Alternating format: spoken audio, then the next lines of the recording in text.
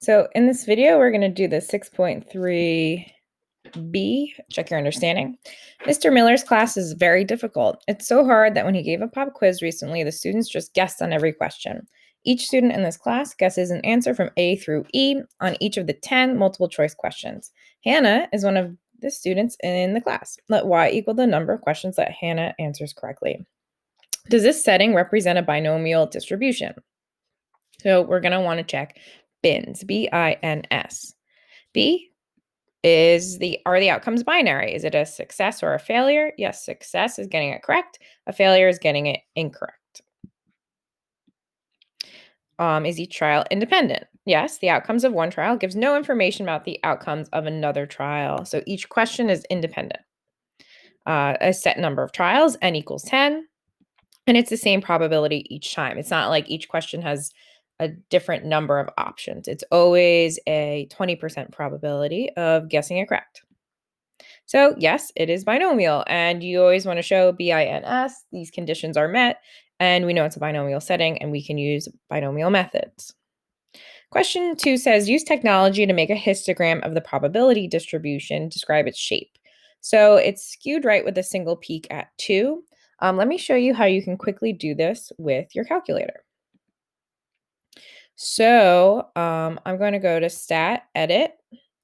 What I did is I inputted the possible outcomes. So your random variable is the number Hannah could get correct. So from 0 to 10.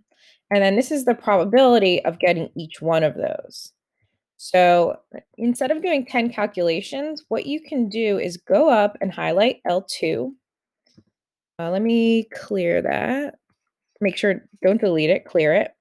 And in L2, I can kind of write a little function or like input to calculate the probability for everything instead of doing it 10 times. So I can go to distributions. And since I wanted to calculate like exactly 0 right, exactly 1 right, exactly 2 right, I'm going to use binom PDF. I don't want it to do at most 2 correct, at most 3. I want exactly. So binom PDF. There were 10 trials. The probability of a success in each trial is 20%. The x values is variable. I want it to take on whatever value is in L1. So I'm going to press second one, L1. That's what's different here. Paste. It's my favorite part. I press enter, and it will populate all of those probabilities. How cool is that? So if I go to turn my stat plot on, it's on. It's a histogram, L1, frequency list, L2. Let me just check that. So I need that. I can't just put X list as L1 because this is the probability of those L1 outcomes, and press graph, and that's what it looks like.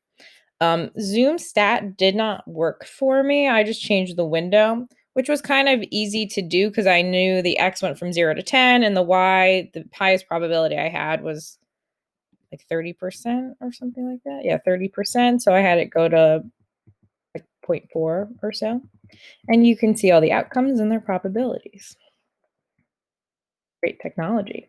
So, and there's a sketch of it. So here's just some directions that we talked about. Yep. So I showed you that. It's magic. Adjust your window accordingly. How cool is that? You got this magician guy. Okay. Calculate and interpret the mean of that random variable y, which is binomial. So we know when it's a binomial random variable, we can calculate the mean by just doing n times p, the number of trials times the probability of success.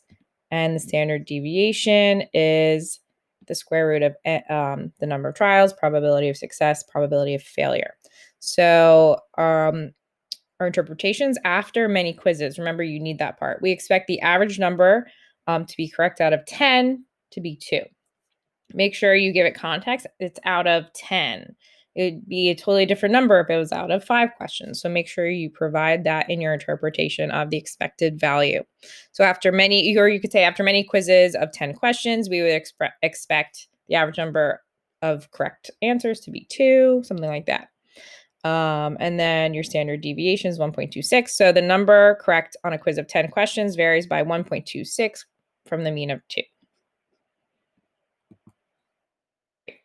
That's it for the 6.3b. Check your understand.